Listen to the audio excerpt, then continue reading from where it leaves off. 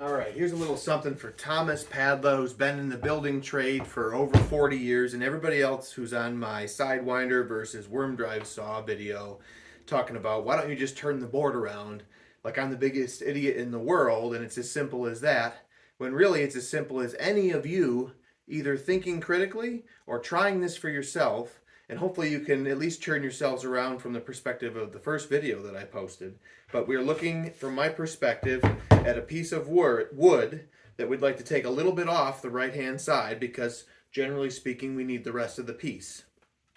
And so I like a Sidewinder saw for the most part because I'm right-handed, and that's what I consider to be a right-handed saw because I can come to the workpiece with the little bit that I want to cut off, and I can put the majority of the saw's shoe on the workpiece, and I can clearly see the blade through the window here, and I can clearly cut straight through, making it easy in terms of proprioception or the ways in which I'm using my body in a smart and repeatable way to control my craftsmanship. I can cut that little bit off because the blade's on this side of the motor, which is over here.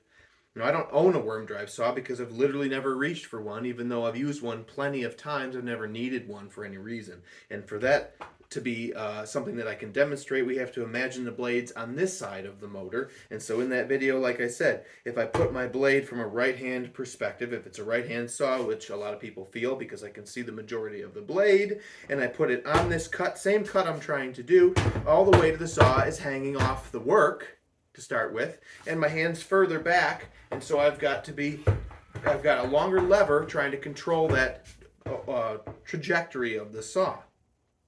So then y'all say, just turn the board around. Turn the board around so the meat and the piece that we want to keep is underneath the majority of the saw, and the little piece that we're trying to cut off is on the right side, or on the left-hand side, but the correct side in your opinion, in terms of running a worm drive saw to cut that off. Well, now I've got to hold the workpiece with my left hand because it's a right-handed saw, you're telling me, right?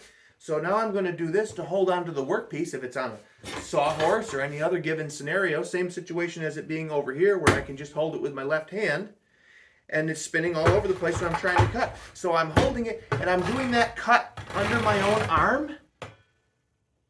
Hello? That's as simple as it gets. That's why what you say is stupid.